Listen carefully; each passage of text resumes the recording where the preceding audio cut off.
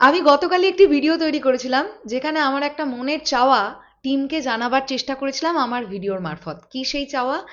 Director মেহেদী হাসান হৃদয়ের ডিরেকশনে আগামী রোজার ঈদে যে সিনেমাটা প্ল্যানিং করা হচ্ছে, মেগাস্টার শাকিব খান যে সিনেমার নায়ক, সেই সিনেমায় মিশা সওদাগরকে দেখতে পেলে খুব ভালো লাগবে।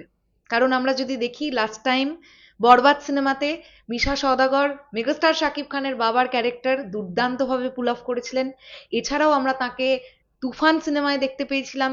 তো আমি দেখেছি মেগাস্টার শাকিব খানের সঙ্গে মিশা সওদাগরকে দর্শক দেখতে খুব পছন্দ করে। আর ওইরকম একটা ভিডিওর নিচেই বেশ কিছু কমেন্ট আমি দেখলাম, যেটা নিয়ে ভাবলাম ডেফিনেটলি এটাও নিয়ে কথা বলা যেতে পারে।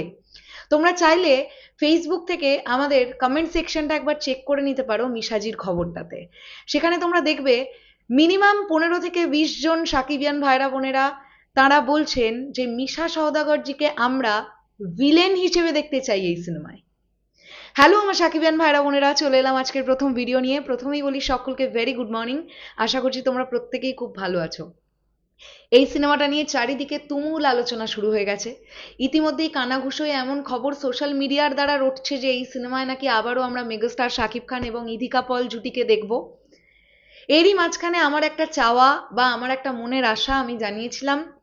তো সেখানে আমি দেখলাম অনেকে আমার মতন এই সেম ভাবনাটাই ভাবছেন বা তাঁরাও এটা চান যে এই সিনেমায় মিশা সওদাগর একটি গুরুত্বপূর্ণ চরিত্র প্লে করুন।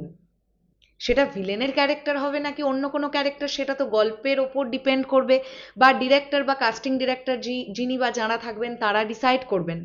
কিন্তু আমাদের মনে হয় যে মিশাজি একটা ইম্পর্টেন্ট ক্যারেক্টার পেলে এই ধরনের ছবিতে জাস্ট ফাটিয়ে কাজ করবেন। কারণ তার অভিজ্ঞতা কিন্তু প্রচুর, এবং মেগাস্টার শাকিব খানের সঙ্গে মিশাজির র্যাপোটাও প্রচন্ড ভালো।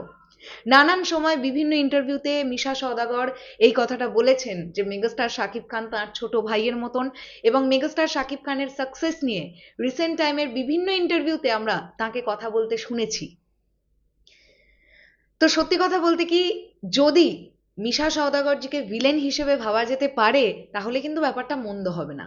এবার পুরোটাই ডিপেন্ড করে টিমের ওপর। দেখো, আমরা আমাদের মনের ইচ্ছেটা জানাতে পারি, কিন্তু আসলেই কি করলে ভালো হবে বা কোনটা তাঁরা ভাবছেন সেটা তো একান্তই টিমের সিদ্ধান্ত।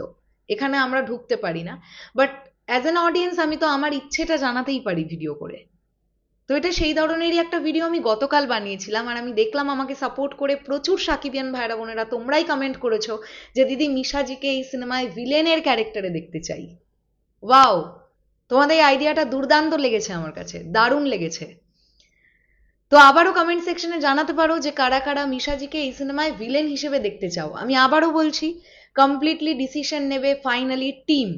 আমরা জাস্ট আমাদের মনের ইচ্ছাটুকুনি জানাতে পারি, দ্যাটস ইট। শেষ করলাম ভিডিওটা, আসছি আবার খুব শিগগিরই নতুন কোনো ভিডিও নিয়ে। তাহলে এখনের জন্য টাটা।